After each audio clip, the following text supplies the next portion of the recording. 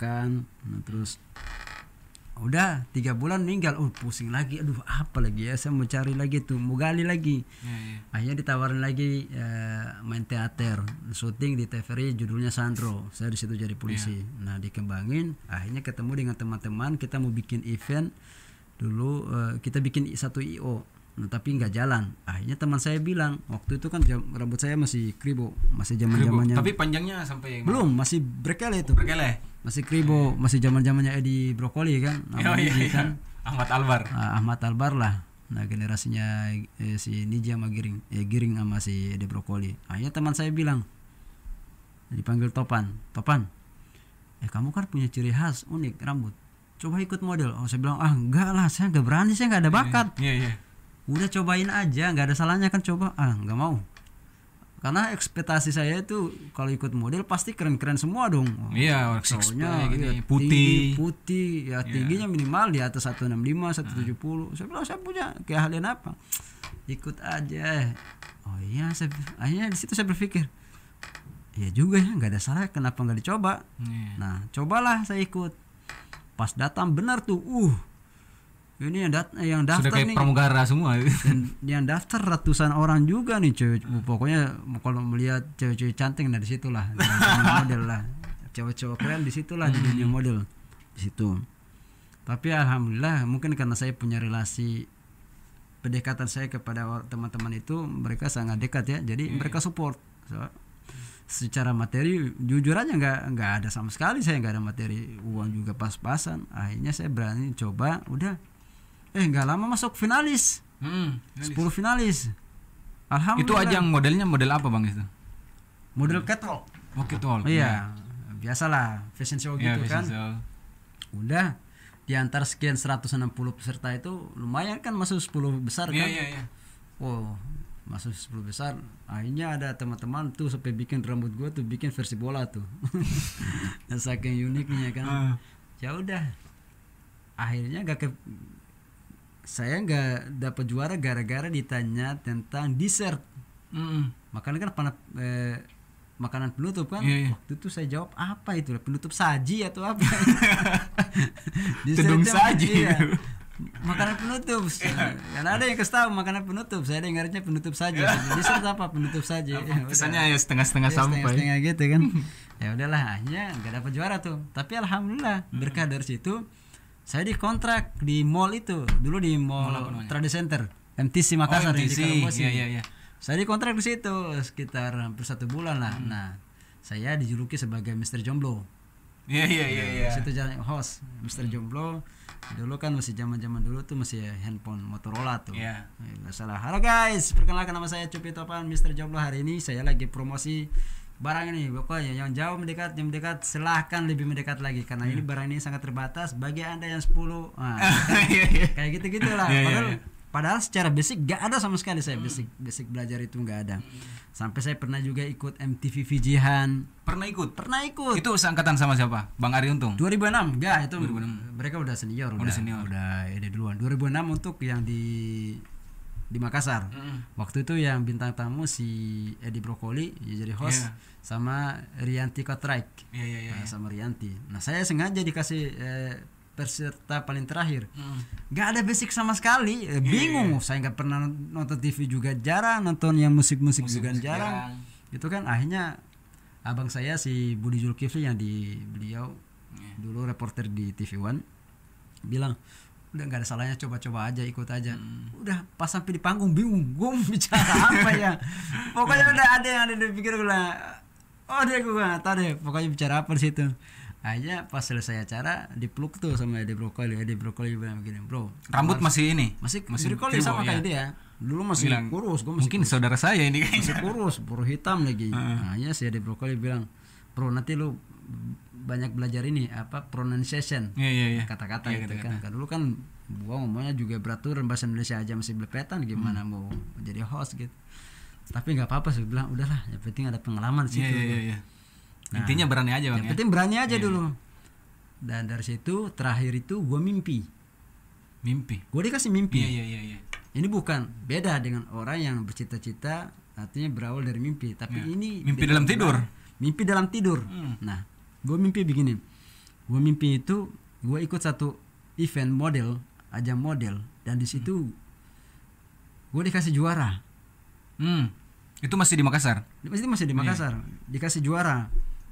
Jadi pas gue jalan di apa namanya, di tengah panggung itu gue lihat lautan di panggung itu orang banyak banget dan mereka support, kasih dukungan, kasih tepuk tangan.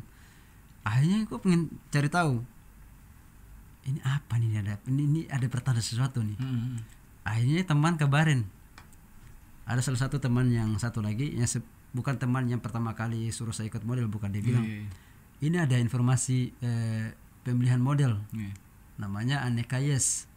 Oh iya model Aneka Yes. Dan hari itu memang pendaftaran terakhir.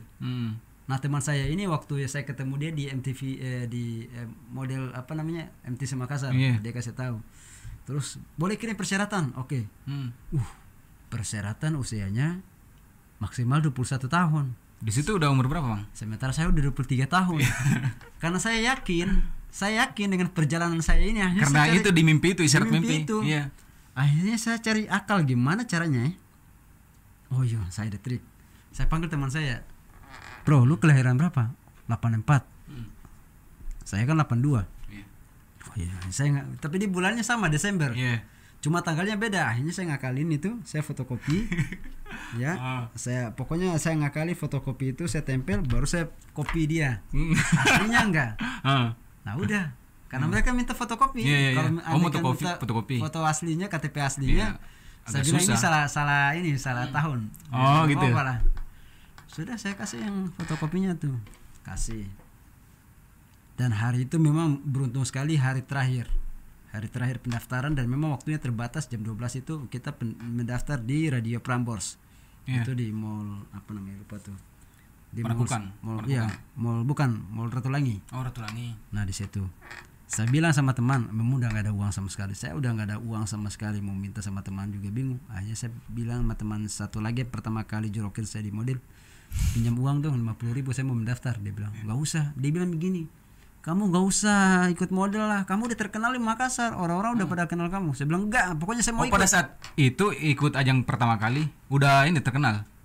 Iya, maksudnya orang udah tersebar di mana-mana. Karena saya udah masuk di koran ini juga, di Tribun Timur di Makassar kan, waktu ikut MTV Vijayaan segala macam. Terus ada Giri Niji datang, waktu Niji lagi top-topnya, pernah foto bareng sama mereka, pernah diwawancara juga. Tapi karena saya pingin buktikan mimpi itu kan. Oh iya, betul. Saya cuma ingin buktikan mimpi ini benar tidak perjalanan ini. Ah udah, saya telepon teman saya namanya Andre, minta tolong gue dong, pinjam duit. Dia kasih pinjam duit 50.000 tuh. Udah. Habis itu dikasih pinjam motor. Pas datang ke sana pendaftar di Prambors, udah selesai. Jam 3 tuh kita udah gladi resik. Nah, karena ininya pemilihan model nasional, lebih banyak lagi. Itu lebih keren modelnya dibandingkan model yang pertama kali. Jadi karena semua Sulawesi pada keluar. Termasuk ada sahabat saya Andi Arsil. Oh, yang sekarang jadi ini aktor. Waktu itu saya udah bisa, bukan terawang ya, saya udah bisa feeling ke dia nih, ini orangnya bakal jadi orang besar. Karena memang dia pintar, dia punya kelebihan, dia kuliah dua kampus. Dua kampus, bukan 2 jurusan, 2 kampus. Memang pintar dia. Tapi saya udah bisa prediksi dia nih anak nih bisa jadi orang hebat, kalau enggak bisa jadi aktor. Tapi lucunya dia itu paling ditakutin di Makassar karena setiap event model dia selalu juara. Tapi kadarullah di Aneka Yes dia nggak dapat juara sama sekali, cuma masuk di finalis di 10 besar. Bayangin di antara 350 peserta, 50 modelnya daftar yang hadir. Bayangin tuh. Gue lagi mikir, yang penting masuk 10 besar aja susah. Gimana mau juara 1? Udah. Yang jadi host bintang tamu dari Jakarta Indra Bekti.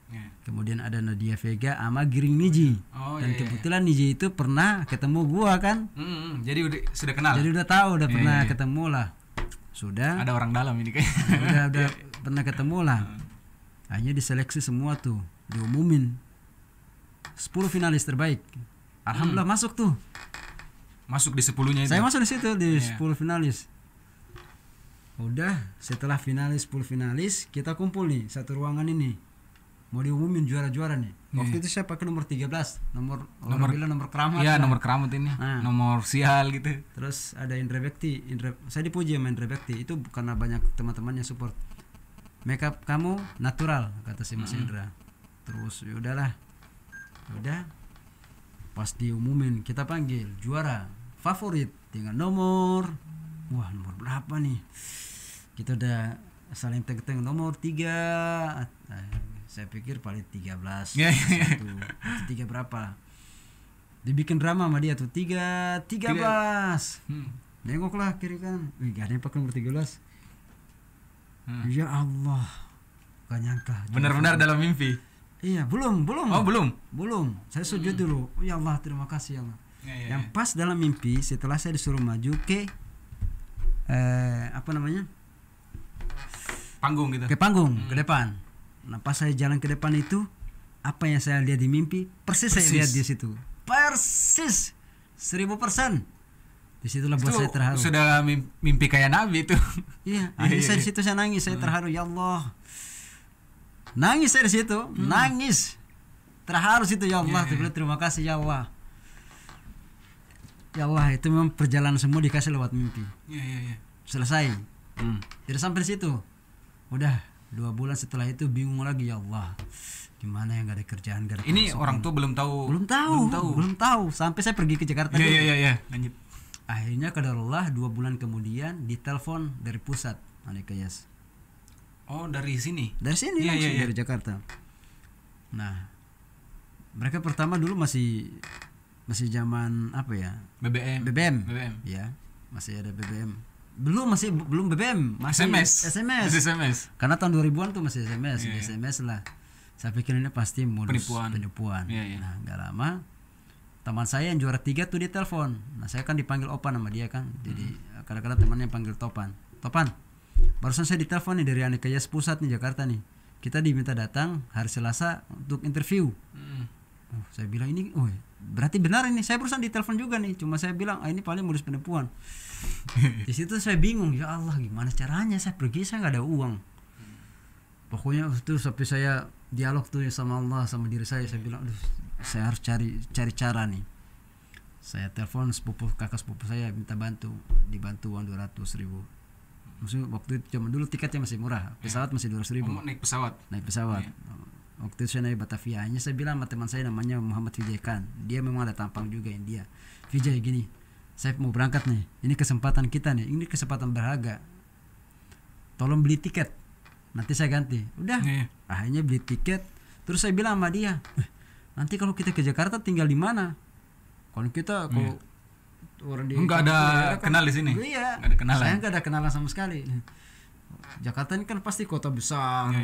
Bahasa bilang lebih kejam daripada Ibu Tiri segala macam. Jakarta keras kata orang-orang. Pokoknya sekarang. Jakarta keras.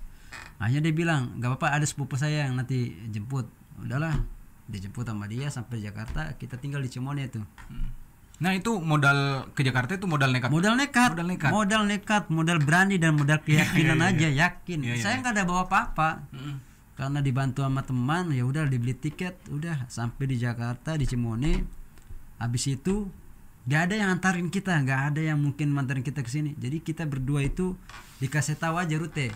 Kamu kalau dari Tanah Abang, dari sini naik mobil ke sini jurusan sini. Jadi ada buku saya itu kecil, notebook, saya bawa pulpen. Jadi sambil catat, naik mobil ini. Belum ada maps juga di situ. Belum ada maps, belum ada. Udahlah, angkot dulu masih 800 naik bis, udah. Oke, catat segala macam. Udah. Sampai di sana langsung waktu kita masuk di seleksi itu kan model semua seluruh Indonesia pada kumpul tuh. Alhamdulillah pas waktu pulang saya sama sahabat saya si Vijay itu langsung ditawarin main film. Dan awal mulanya di situlah. Di situ main karir film saya di dunia film. Itu di 2006. Sudah itu pamit ke orang tua gimana? Sudah belum, tahu apa belum? Mereka nggak tahu. Belum. Nah, setelah itu saya ketemu sama keluarga, jadi keluarga yang kasih tahu ke sana, ke keluarga saya. Iya, saya udah di Jakarta di sini lagi mau merintis karir di sini. Mohon doanya. Pokoknya keluarga saya tuh nggak ada yang terima, mereka marah. Apalagi almarhum papa saya marah karena apalagi sudah beberapa bulan juga. Iya, karena papa saya marah. Ini kamu nih dikirim kuliah ke Makassar kok malah ke Jakarta gitu. Tapi saya membuktikan, saya bilang ya Allah, walaupun saya gagal di dunia pendidikan, tapi saya tidak mau gagal di dunia yang lain. Saya ingin membuktikan bahwa saya suatu saat saya akan menjadi orang besar gitu. Dan saya membuktikan itu kepada keluarga. Tahun 2006 tuh main film pertamanya apa, Bang? Nah, Terowongan Casablanca, di situ saya jadi Terowongan Casablanca-nya. Bukan. Main di Terowongan Casablanca tapi masih peran-peran figuran aja. Lumayan. Gitu. Hari itu syuting, ekstras, dikasih uang kan. Berapa zaman dulu ya? 40.000, wah seneng banget itu. Sudah bisa makan kalau di Jakarta itu. Makan. Jadi kita makan rame-rame, mulai dari situlah. Berarti jauh sebelum The Raid sini sudah main duluan ya? Iya. Di Terowongan Casablanca. Jadi apa namanya? Peran-peran inilah figuran. Habis itu 2007 itu mulai dapat iklan perdana. Habis dapat lagi tuh sekali iklan. Habis itu main FTV. Jadi kisah-kisah ya banyak lah, FTV sinetron, baru lari ke film. Ada satu pengalaman tuh yang waktu saya syuting di sinetron Mr. Bego, di mana ini pengalaman yang sampai saat ini nggak bisa dilupakan karena di situ saya peran jadi banci.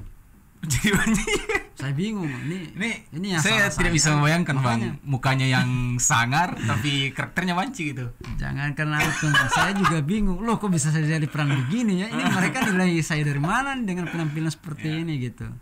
Nah di situ memang di situ benar-benar kita diuji tentang mental. Nah, itu memang benar-benar diblok habis-habisan di situ karena kan saya belum paham tentang dunia acting di media, di TV dengan acting di teater itu sangat berbeda karena kan kalau di TV kan memang ya ditonton banyak orang dengan kamera kan terbatas juga gitu. Kita nggak boleh ekspresi dengan terlalu begini-begini. Ada satu adegan di mana nggak ngerti juga blok-bloknya, baca skenario juga, hafal juga masih kaku. Hafal aja satu kalimat pendek aja nggak bisa hafal, belum mengerti tekniknya. Dan di mana adegan itu saya beradegan dengan Mas Indra Herlambang, sampai sekarang beliau masih kenal banget itu, masih ingat itu adegan itu. Grogi nggak di situ? Bukan grogi lagi, grogi sekali. Bayangin itu hampir ada kali 10 kali di take diulang-ulang. Dan sementara ini mereka ini kejar tayang karena tayang setiap hari. Disitulah saya dimaki-maki sama asisten sutradara. Asisten sutradara. Saya berdiri di situ dimaki-maki. Sutradaranya siapa Bang itu? Saya lupa lagi namanya siapa tuh. Pokoknya dengan bahasa kasarnya, "Woi, kamu bisa acting gak sih?" Pokoknya diam aja. Kurang ajar, siapa nih? Dia marahin krunya nih. Siapa sih yang manggil dia nih? Ini anak gak bisa acting nih. Bodoh banget sih. Udah gitu-gituin tuh. Hanya saya karena ada teman-temannya bilang nanti suatu saat kalau kamu syuting, nanti kamu ketemu dengan sutradara, entah itu sutradara atau asisten sutradaranya akan galak, yang memang sengaja dibikin mental kamu nanti akan drop. Tes mental. Hanya saya bilang, ya Allah, ini untung otak kiri saya nggak geser nih, nggak kayak dulu saya suka berantem. Iya, kalau pas masih kecil itu masih ke bawah. Saya inget pasti kecil itu saya ke bawah, saya pukul, bodoh amat lah. Siapa nggak malu di depan orang semua nih, di depan umum nih ada sutradara. Sudah pakaian banci juga. Udah pakaian begini, adegannya mana gendong Mas Indra Herlambang berat banget lagi. Udah begitu pakai high heels lagi. Ya Allah, ya saya bilang cari uang susah amat ya bikin kayak gini. Masih kribo. Udah kribo dan yang paling lucunya kenapa? Dipaksain pakai wig, nggak bisa masuk karena rambut saya tebal. Oh, rambut gua kan tebal banget jadi nggak bisa masuk. Ya udah. Akhirnya diulang-ulang, tapi ada di situ untuk dibantu sama salah satu makeup artist.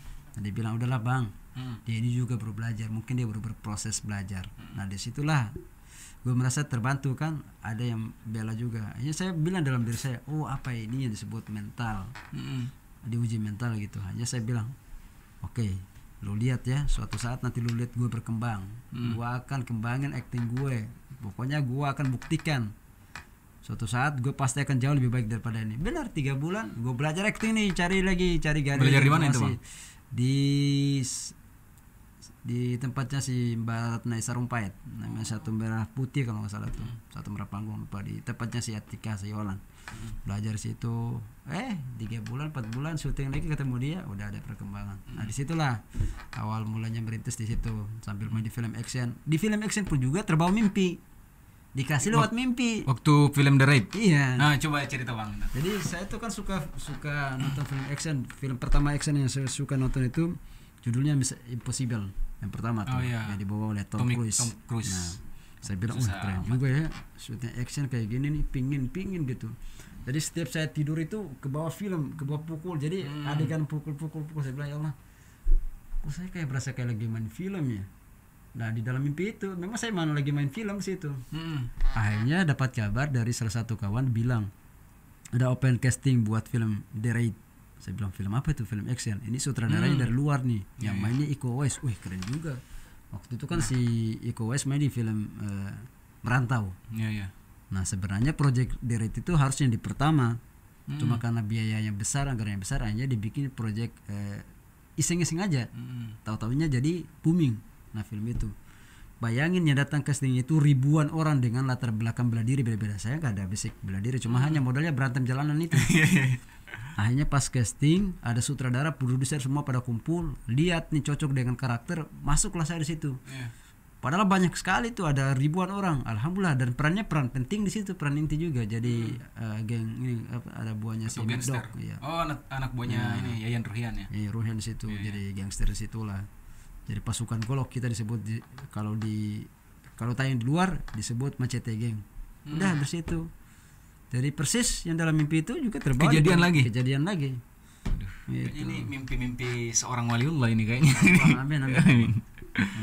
Nah, pada saat main film The Raid di sini, rambutnya sudah gimbal atau gimana Bang?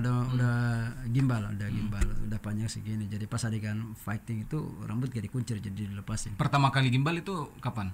2000 masuk ke 2009. Dari 2005 proses 2006 terbentuk tuh 2007 2008 tapi belum begitu panjang. 2009 baru jadi. Itu karena tuntutan peran apa? Ya, bukan tuntutan peran sih. Sebenarnya prinsipnya itu memang saya sengaja bikin rambut seperti ini dengan style seperti ini karena saya melihat di dunia film itu jarang sekali dengan karakter seperti ini. Iya, jarang. Kecuali penyanyi-penyanyi reggae. Betul. Mereka lebih banyak lari ke musik ya. Dari musik. Tapi kalau untuk di film sangat jarang ya di masa itu. Dan memang ciri khas saya juga. Dan saya membuat orang itu terjebak dengan penampilan gitu. Saya sengaja buat penampilan seperti sutradara yang ini tadi. Iya, seolah-olah saya jahat, padahal sebenarnya kan di dalam hati kan saya menyimpan kayak seperti Allah berikan saya karunia suara azan, lewat azan atau lewat ngaji gitu. Dan selama ini banyak orang yang tidak tahu. Secara umum ya, cuma hanya orang-orang tertentu di kalangan-kalangan tertentu aja yang mereka tahu, oh si Cupin punya kelebihan suara. Gitu, bisa ngaji ya. Artinya bisa ngaji walaupun dengan penampilan seperti ini kan. Banyak orang yang nggak tahu, nggak bisa nyangka penampilan begini tapi dikasih suaranya luar biasa gitu. Bahkan kadang-kadang juga banyak yang pikir saya non muslim karena pernah dikira non muslim banyak banget, bukan pernah aja, banyak sekali. Kalau mereka tanya dari mana, saya bilang dari Indonesia Timur. Wah itu Indonesia Timur pasti orang di sini udah identik dengan non muslim gitu. Nah tahun berapa ini Bang yang awal mula video Abang viral yang itu yang Imam ya? Ya Imam Gimbal itu 2017. Itu bisa diceritain gimana prosesnya Bang? Nah saya itu kalau setiap niat mau potong rambut itu Allah selalu kasih rezeki. Jadi saya mau potong rambut itu dikasih rezeki iklan, mau potong rambut dikasih film. Jadi mau potong, setiap ada niat mau potong rambut malah saya dikasih rezeki sama Allah. Nah 2015 itu mau potong nggak jadi, dikasih iklan film.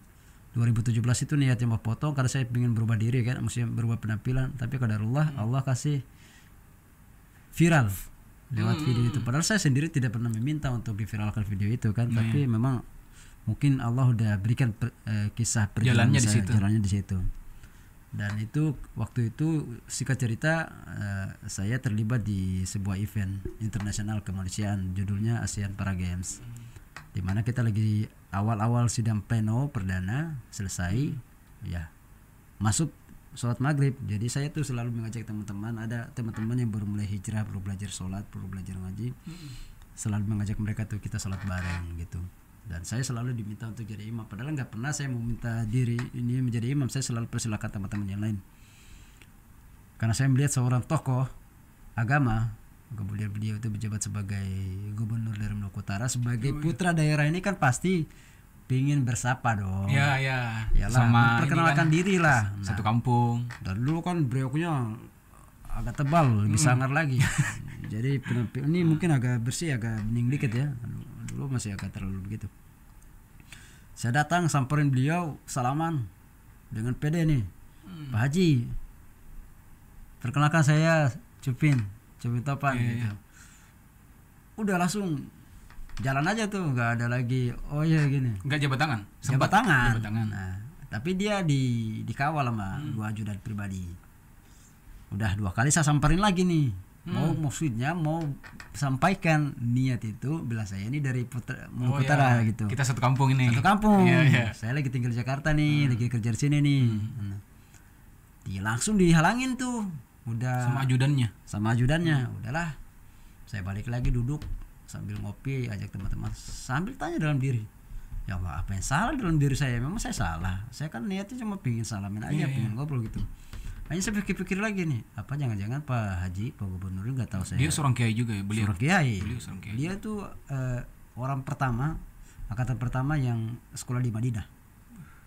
Di Madinah itu. Udah. Hanya saya pikir-pikir, jangan-jangan Pak Haji ini, Pak Gubernur nih, pikir saya nih dari orang luar. Maksudnya bukan dari daerah Maluku Utara, mungkin dari daerah Flores atau daerah Ambon atau daerah mana kan. Atau jangan-jangan dipikir saya ini mungkin preman mau datang ke kantor meminta uang kali. Ya udahlah, saya bilang udahlah bodo amat lah. Masuklah sholat. Pas sholat beliau lagi sholat jamak di pojok situ. Saya tanya sama jemaah, ini lagi sholat apa nih? Oh lagi enggak tahu, lagi jamak. Akhirnya saya dibilang sama salah satu ustadz di situ, antum kalau mau sholat rambut diurai aja, biar nanti pada sholat antum punya rambut juga sujud gitu, jadi nanti rambutnya jadi saksi nanti ketika antum bersujud. Nah janganlah Syekh, janganlah saya ikat aja biar lebih rapi gitu. Karena pakai kemeja kan sama celana jeans. Udah langsung komat sodorin, ayo antum imam dong. Itu yang suruh abang siapa? Ustadz yang di situ yang tadi. Nggak ada, Ustadz nggak tahu. Ustadz udah selesai sholat. Jadi teman-teman udah maju. Nah mungkin dia lihat, apa iya gue. Iya mungkin di ini underestimate gitu. Underestimate gitu ya. Ya udahlah, imam lah. Nah karena hari itu hari baik, hari Jumat, saya baca tuh surah Al-Kahfi dengan versi irama sendiri. Karena irama sendiri. Iya, irama sendiri karena saya sering kan biasa 2015 tuh 16 sering nonton YouTube kan, nonton berbagai imam-imam dari timur, dari negeri Arab sana ada. Idolanya siapa bang kalau dari imam-imam luar negeri? Macam-macam. Saya tuh suka Syekh Syariel Rashid, kemudian ada As-Sudais, ada. Kalau mereka punya ciri khas masing-masing ya. Kalau As-Sudais kan dia punya irama masing-masing, lebih banyak di irama Ros. Ada Syariel Rashid, ada As-Sudais, ada Abdurrahman Al-Ausi, ada Anis Ar-Rifai, kemudian ada Bandar Belila, macam-macam, ada Mahir Bakli. Nah saya itu lebih ke arah kiblatnya ke Ahmad Al-Nufais. Nah lebih ke situ. Kemudian ada video yang lagi viral juga namanya Anas Barak. Dia videonya lagi ngapain itu bang? Ya, jadi imam juga waktu di Torino di Italia dengan versi khas dia sendiri juga, dengan ciri khas dia sendiri. Akhirnya saya bilang dalam diri, kenapa gua nggak bikin ciri khas sendiri ya dengan irama sendiri ya?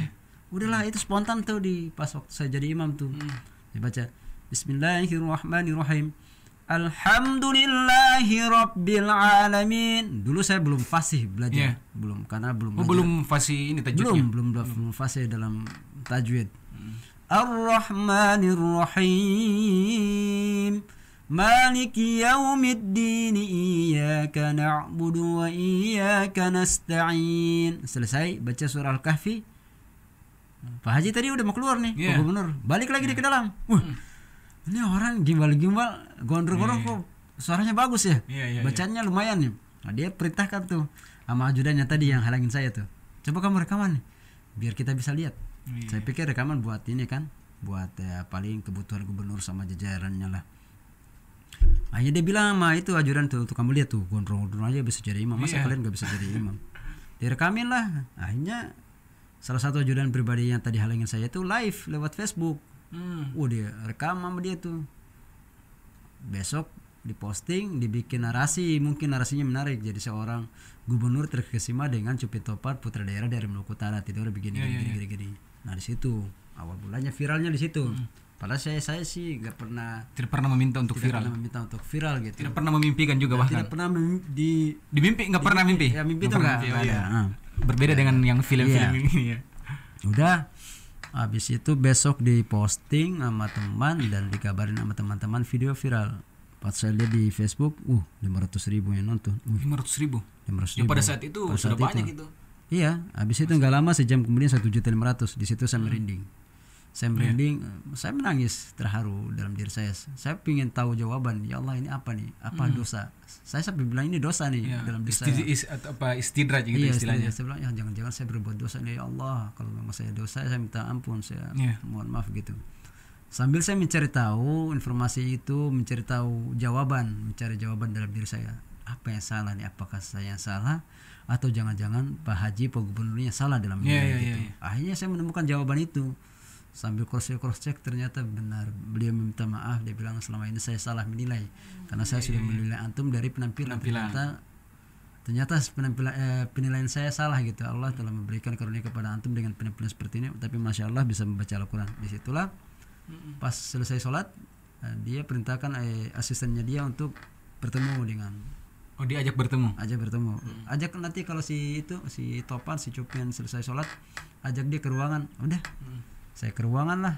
Pas ke ruangan, ke kamarnya beliau, justru saya pingin beliau itu ngobrol gitu. Akhirnya enggak, karena waktunya terbatas. Akhirnya pas mau pulang dia udah siapkan uang. Dia siapkan uang cash. Dia bilang ini uang taksi kamu. Saya bilang sama saya panggil Pak Haji, mohon maaf saya nggak terima uang ini. Saya bilang kalau bisa saya mau pingin ngobrol sesuatu, ngobrol lebih dalam lagi. Udah gak apa-apa, kamu ambil aja karena saya ada tamu. Saya bilang mohon maaf sekali lagi. Akhirnya yang ketiga kali tuh ada bisikan lah. Malaikat bilang udah ambil aja. Ambil enggak ya? Yang pertama gengsi, yang kedua gengsi, udah yang ketiga ambil rezeki kan. Ambil uang tuh, pulang ajak teman-teman. Tapi nggak sempat cerita sama. Nggak ada cerita sama sekali karena kan memang beliau juga ada banyak tamu kan. Ada beberapa tamu yang datang. Akhirnya saya pulang. Biasanya itu video viral terus diwawancara karena saya menyampaikan besoknya baru diwawancara. Langsung di karena 1.500.000 kan udah viral tuh. Langsung ditelepon sama Detikcom. Mereka konfirmasi. Itu dapat nomornya dari mana? Kan udah tersebar di mana-mana pasti. Mereka telepon, saya menjelaskan, saya cuma hanya bercerita sesuai dengan apa yang saya alami. Cerita begini. Nah, ternyata mereka di sana juga punya cerita. Akhirnya klarifikasi lah. Diklirin semua ya. Saya beranggapan gubernur begini. Nah, gubernur beranggapan saya begini. Gitu kan. Akhirnya kita cari jawaban dengan versi masing-masing. Saya bilang, iya.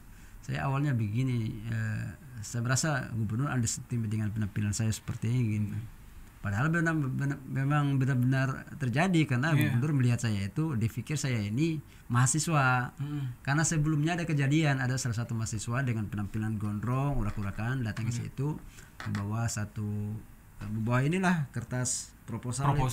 Untuk ini. Jadi minta sumbangan. Jadi Pak Gubernur berpikir saya sama seperti mahasiswa itu. Tanggapan Abang terhadap orang-orang yang memandang orang dari penampilannya itu bagaimana, Bang? Iya, artinya gini, sama seperti halnya kita jangan merasa bahwa kita yang paling baik. Kita jangan merasa bahwa ketika kita sudah sholat, kita sudah puasa, kita sudah berbuat baik pada orang, kemudian merasa dirinya kita lebih baik dibandingkan orang lain. Karena kita tidak tahu. Kadang-kadang orang sengaja menyembunyikan penampilan dia, hanya dia sama Allah aja yang tahu. Itu yang selalu saya jalanin. Saya nggak pernah ingin pamer ya, nggak pernah ingin dilihat sama orang gitu. Yang penting apa yang saya lakukan, kebaikan yang saya berikan, ya cukup saya dengan orang-orang terdekat yang tahu dan juga sama Allah. Karena kan saya berhubungan langsung sama Allah gitu. Niatnya memang karena Allah, ibadah karena Allah. Ya, karena Allah. Nah, setelah pertemuan dengan Pak Gubernur ini, kan belum ngobrol di situ, Bang. Janjian lagi untuk ketemu sama beliau? Enggak, sampai sekarang? Iya, sampai sekarang sih enggak. Belum bangun komunikasi juga enggak. Cuma pernah yang kedua kali ketemu cuma hanya sebatas ketemu biasa aja, enggak ada pembahasan yang lebih lanjut juga. Gitu. Dan memang hikmahnya alhamdulillah kita dapat ya. Saya dapat hikmahnya juga, mungkin Pak Haji juga dapat hikmahnya karena dengan beredarnya video seperti itu banyak di kalangan teman-teman, terutama buat anak-anak muda ya, anak-anak yang mungkin masa jahiliyahnya mereka itu kan bisa dibilang nakal ya. Nah, khususnya di kalangan anak-anak pang. Dan video viral itu pertama kali saya diundang langsung kajian langsung itu di Surabaya. Kajian? Ya, di Surabaya bagaimana bisa memberikan inspirasi kepada teman-teman. Nah situlah saya diundang dan Masya Allah yang hadir itu ratusan ribuan orang yang hadir dan masjidnya penuh. Dan bahkan yang datang di situ juga anak-anak pang yang memang dulunya mereka sekarang mereka bikin komunitas, mereka punya ini apa? Ya, role model lah. Mereka bikin komunitas namanya Pang Islam, Pang Muslim. Pang Muslim. Iya. Iya. Di situ. Tapi justru saya malah banyak belajar dari mereka gitu. Saya bilang gini. Kalau saya mungkin nakalnya berbeda. Kalau saya ya jarang sekali, mungkin orang banyak terjebak ya. Kalau dibilang minum sih enggak, saya enggak pernah minum. Enggak pernah minum sama sekali. Pernah sama sekali mencoba untuk namanya minum alkohol. Kirain minum air putih. Iya. Itu sih sering setiap waktu. Terus namanya coba, mohon maaf, obat-obatan terlarang, kayak narkoba itu enggak pernah sama sekali. Rokok juga? Rokok pernah, tapi saya berhenti di 2008 ke 2010 itu berhenti total. Kemudian mohon maaf lagi nih, kalau main-main perempuan juga ya nggak pernah sama sekali. Padahal sebenarnya itu emang ada kesempatan. Iya, sering dikasih. Kirain memang nggak ada kesempatan. Cuman saya selalu prinsipnya jaga jangan sampai ketika saya sudah terlena di situ maka lebih parah lagi. Terjerumus ke situ kan. Menjaga gitu. Nah gitu bang. Pokoknya banyak lah kalau lika-liku tentang perjalanan kehidupan saya, apalagi di dunia keartisan ya, di dunia entertainment itu kan banyak bahasa orang awam itu dunia entertainment itu tidak jauh dengan dunia glamoritas atau dunia malam. Karena memang benar kalau mau cari dunia maksiatnya di situ ada semua itu. Mau cari dunia apa aja ada, semua ada di situ. Semua bebas, mau lakuin apa aja bebas, mau perempuan juga gonta-ganti bebas, mau minuman bebas, mau cari obat-obatan terlarang di situ juga gampang sekali gitu. Tapi itu yang selalu saya hindari.